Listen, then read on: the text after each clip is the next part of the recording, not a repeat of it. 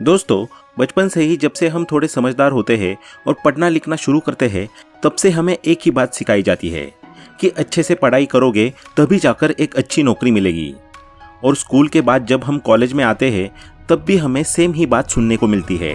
अच्छी डिग्री करोगे और अच्छे मार्क्स लाओगे तभी जाकर एक अच्छी नौकरी मिलेगी। बस हर तरफ से एक ही चीज़ सुनने को मिलती है, नौकरी। फिर जब नौकरी करना शुरू करते हैं तब पता चलता है कि नौकरी के पीछे की असलियत क्या है। भले ही कितनी भी अच्छी नौकरी क्यों ना हो, लेकिन एट द एंड आप गुलामी तो दूसरे की ही कर रहे हो। चाहे जब बॉस डांट देता है, चाहे जब नौकरी से निकालने की धमकी देता है, और तो और सालों साल वफादारी और हार्डवर्क करने के बाद भी लोगों को यही सुनने को मिलता है कि तुम काम ठीक से नहीं कर रहे हो। यानी कि जिंदगी भर की मेहनत जो आपने एक कंपनी को ग्रो करने के लिए की, उसका आपको कोई क्रेडिट नहीं मिलने वाला। इसके अलावा नौकरी जिंदगी भर ही क्यों न कर ले, उसके बाद भी ज्यादातर लोगों की जेब खाली ही रहती है। एक तरफ जहां जॉब एक ही पीढ़ी तक काम आती है, वही बिजनेस कई जनरेशन्स तक चलता है, और नौकरी में लाइफ टाइम अनसर्टेनिटी बनी ही रहती है। जबकि बिजनेस एक बार स्टेबल हो गया तो वो कई सालों तक अच्छे से चलता ही रहेगा। तो दोस्तों, इसलिए आज हम आपको कुछ ऐसे बिजनेस आइडियाज बताएंगे जो आपको फाइनेंशियली स्ट्रांग तो बनाएंगे ही, साथ ही आपको लाइफ टाइम एक फ्रीडम भी देगा जो जॉब में कभी नहीं मिल सकता। तो आइए जानते हैं इन्हीं कुछ बिजनेस आइडियाज के बारे में। सबसे पहला बिजनेस आइडिया जो है, होम कैंटीन। दोस्तों, आजकल की इस भाग दौड़ भरी जिंदगी में, खास करके शहरों में, लोगों के पास इतना टाइम भी नहीं बचा कि वे अपने लिए अच्छा और हेल्दी खाना बनाकर खा सके। लोगों के पास न तो खाना खाने का टाइम है और न ही बनाने का। ऐसे में आप होम कैंटीन खोलकर लोगों को खाना डिलीवर कर सकते हैं। आज के टाइम में होम कैंटीन का बिजनेस बहुत अच्छा चल रहा है। इस काम को शुरू करने के लिए आपको किसी भीड़ भाड़ वाली मार्केट में दुकान खोलने की भी कोई ज़रूरत नहीं है, क्योंकि इसमें सिर्फ आपको अपने कस्टमर्स तक खाना पहुंचाना है। आप यह काम अपने घर से ही शुरू कर सकते हैं। आप अपने होम कैंटीन में पैम्पलेट आदि छपवा कर बांट सकते हैं और ऑनलाइन भी इसका एडवर्टाइजमेंट कर सकते हैं। और खाने की डिलीवरी के लिए आपको कुछ डिलीवरी बॉय रखने होंगे जो कस्टमर्स तक खाने को डिलीवर कर सके। इस बिजनेस को शुरू करने में भी काफ़ी लागत की ज़रूरत होती है। इससे ही रिलेटेड एक और आइडिया है जो है क्लाउड किचन। अब भले ही इन दोनों का नाम अलग अलग है, मगर कॉन्सेप्ट दोनों का सेम है। बस अंतर इतना है कि जहां होम कैंटीन में सिर्फ घर के खाने पर फोकस करना होता है, वहीं क्लाउड किचन में फास्ट फूड से लेकर खाने तक सब कुछ बनाया जाता है। इन दोनों ही बिजनेस की सबसे खास बात यही है कि इसके लिए आपको कोई शॉप किराए पर नहीं लेनी पड़ती, इसीलिए आपका काफ़ी ज़्यादा कैपिटल बच जाता है। और दूसरा, ऑनलाइन के इस ज़माने में लोग ऑनलाइन ऑर्डर करना खूब पसंद करते हैं, इसलिए इस फील्ड में बहुत ज़्यादा स्कोप है। इवन कुछ एग्जांपल्स तो आपको ऐसे मिल जाएंगे जहां पर एक क्लाउड किचन या होम कैंटीन वाला बिजनेसमैन एक रेस्टोरेंट के मालिक से ज़्यादा प्रॉफिट कमा रहा है। एक रिपोर्ट के अनुसार इंडियन क्लाउड किचन मार्केट 2026 तक 1.9 बिलियन US$ की मार्केट हो जाएगी। ऐसे में ये न्यू कमर्स के लिए बहुत अच्छा मौका है इस मार्केट को एक्सप्लोर करने का और अपने खुद के बिजनेस को खड़ा करने का। अब नेक्स्ट बिजनेस आइडिया नंबर 2 जो है बेकरी बिजनेस। दोस्तों, सुबह का नाश्ता हो या शाम की चाय या फिर किसी का बर्थडे ही क्यों ना हो, बेकरी के प्रोडक्ट्स की ज़रूरत तो होती ही है। फिर चाहे वो ब्रेड हो, बिस्किट हो या बर्थडे का केक, सब बेकरी से ही लेते हैं। इसलिए बेकरी का बिजनेस शुरू करना एक बहुत अच्छा आइडिया है। इसको शुरू करने में लागत भी कम आती है और मुनाफा भी ज़्यादा होता है।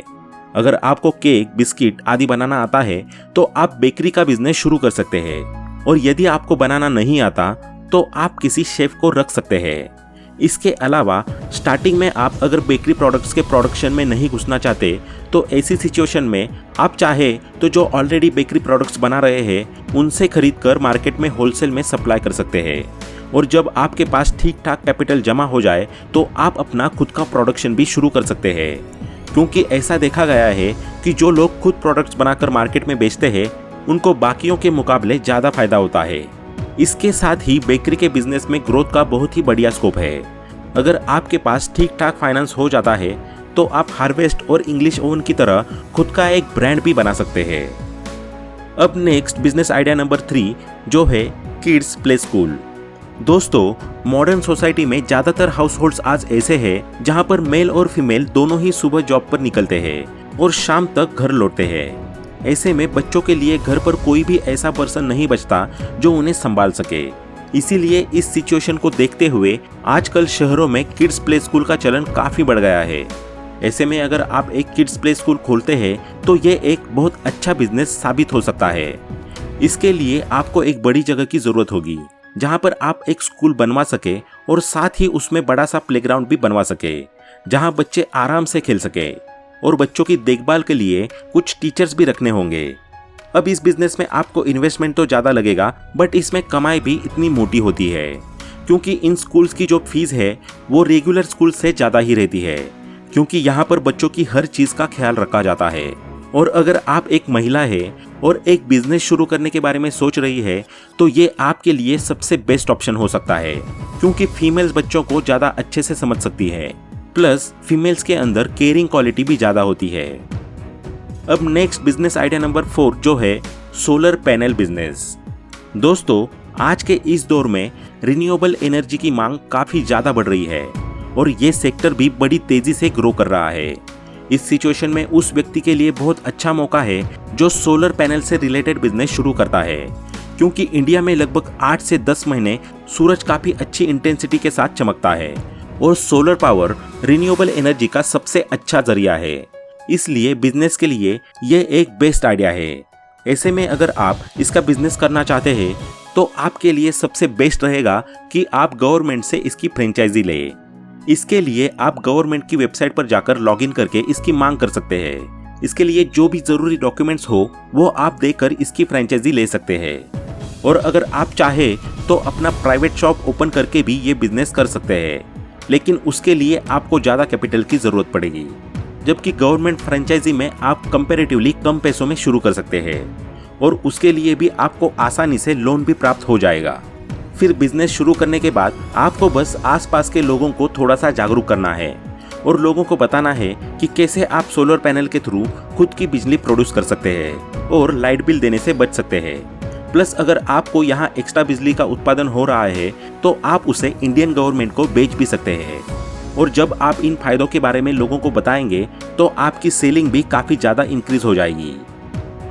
तो चलिए अब लास्ट बिजनेस आइडिया नंबर 5 जो है वाटर सप्लाई बिजनेस।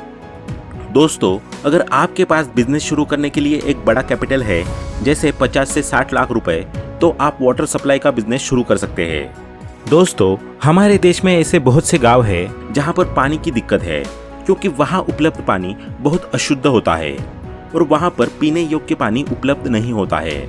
ऐसे में वहां के लोग प्योर वाटर की सप्लाई चाहते हैं।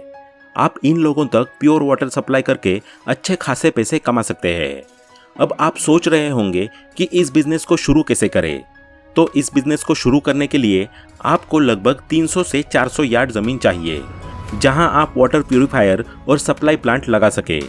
इस प्लांट की लागत लगभग 50 लाख रुपए होती है। वहीं सप्लाई की चीज़ों का इंतजाम करने में लगभग 10 लाख रुपए लग जाते हैं। फिर आपको कुछ कर्मचारी रखने होंगे जो लोगों के घरों और दुकानों तक पानी की सप्लाई कर सके। वाटर सप्लाई का ये बिजनेस आज के ज़माने में बहुत प्रचलित है, क्योंकि ऐसे बहुत सारे लोग हैं जो वाटर सप्लाई को लेकर परेशान है। किसी को सप्लाई के लिए कनेक्शन नहीं मिल रहा है तो कई जगहों पर वाटर सप्लाई की सुविधा ही मौजूद नहीं है। ऐसे में अगर आप ऐसी जगह पर अपना प्लांट लगाते हैं जहां पर पानी की बहुत दिक्कत है तो वहां पर आपका ये बिजनेस बहुत सक्सेसफुल हो सकता है। तो दोस्तों, आज के इस वीडियो में इतना ही। आशा करते हैं कि आपको ये वीडियो पसंद आया होगा। वीडियो पसंद आया तो लाइक करें, शेयर करें और चैनल को सब्सक्राइब करना ना भूलें। Thanks for watching.